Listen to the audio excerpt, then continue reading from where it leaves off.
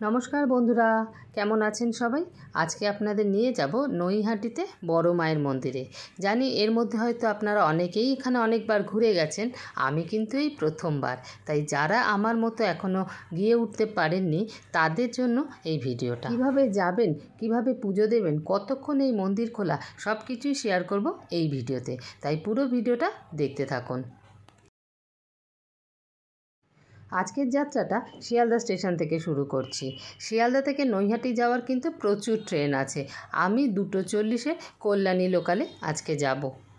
আপনারা চাইলে Krishnanagar local, Ranaghat local, Shantipur local বা লালগোলা প্যাসেঞ্জারেও যেতে পারেন। শিয়ালদা থেকে নৈহাটির ট্রেনের টিকিটের দাম মাত্র 10 টাকা, আর সময় লাগবে 1 ঘন্টা মতো। নৈহাটি স্টেশনে নেমে গেছি।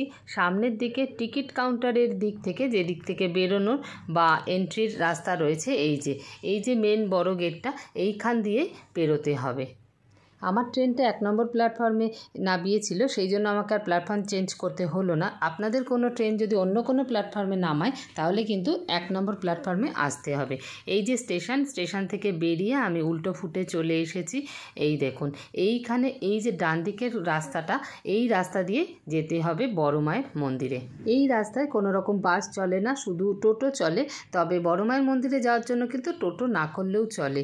2 থেকে 3 মিনিটের মতো হাঁটা পথ। আর এই রাস্তাটা শেষ হয়েছে একদম গঙ্গায় গিয়ে। আমরা কিন্তু টোটো করেই যাচ্ছি, তার কারণ আমরা প্রথমে বুঝতেই পারিনি এতটা কাছে মন্দির। পার হেড 10 টাকা করে নিল।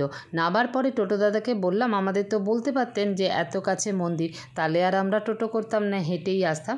যাই হোক, দুপাশে মার্কেট, বেশ চওড়া রাস্তা। আমরা এক্ষুনি এই যে পৌঁছে গেলাম।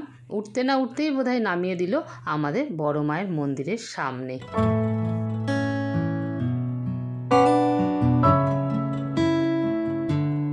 মন্দিরের দুপাশেই রয়েছে প্রচুর দোকান, যেখানে ঠাকুরকে পুজো দেওয়ার জন্য ফুল, মালা, মিষ্টি, ধূপকাঠি এইসব পেয়ে যাবেন।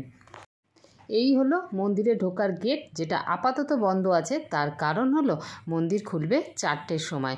সকালবেলা মন্দির 8টা থেকে দুপুর 1টা পর্যন্ত, আর বিকেলে 4টে থেকে রাত্রির 8টা পর্যন্ত খোলা থাকে।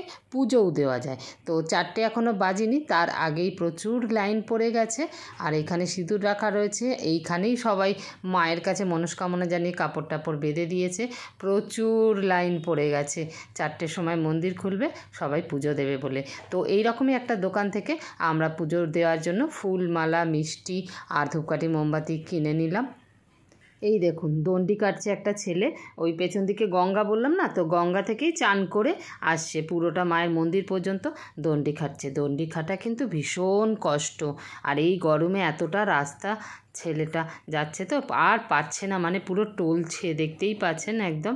এই যে তার মধ্যে ওর বাড়ির সাথে কেউ আসেনি। এই যে হলুদ গেঞ্জি পরা যিনি, তিনি হলো এখানকারই এক দোকানের মালিক আর কি।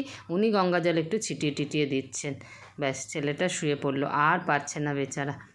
4টের সময় যখন মন্দির খুলবে তখন এই দরজাটা খুলবে, বলছে এখান থেকে নাকি সবাই বের হবে। এই যে এই সোজা রাস্তাটা কিন্তু গঙ্গায় গিয়ে শেষ হয়েছে। তো আমরা এইখানটায় লাইন দিয়েছি। আর এইখানে সব দোকানেই অন্যান্য তীর্থস্থানের মতোই ঠাকুরের ফটো পাওয়া যাচ্ছে। 4:10 নাগাদ মন্দিরের গেট খুলতেই আমরা একে একে মন্দিরের ভেতরে প্রবেশ করলাম। এই ক্রসেবল গেটের ভেতরের যে এরিয়াটা, এইটা হলো মায়ের মন্দির। ক্রসেবল গেট দিয়ে সোজা গেলেই মায়ের মন্দির, কিন্তু যেহেতু অনেক লোকজন, সেই জন্য যাতে সুষ্ঠুভাবে পুজো দেওয়া যায় সেই জন্য মাঝখানটা ব্যারিকেড করে এইভাবে লাইনটাকে ঘুরিয়ে দিয়েছে। আর এই যে এখানে সমস্ত মায়ের পুজোর প্রসাদ রাখা রয়েছে, ফল। মায়ের মন্দিরের আগেই এখানে একটা রাধাকৃষ্ণের মন্দির রয়েছে। এই যে ছোট্ট রাধাকৃষ্ণের পাথরের মূর্তি, খুব সুন্দর লাগছে। আর এই পয়সার বা এই প্রণামীর বাক্সটা দেখো কি সুন্দর, একটা সেই মঙ্গল ঘটের মতো ডাব দিয়ে এরমভাবে করা। তো চলো এবার মাকে পুজো দিয়ে দিই।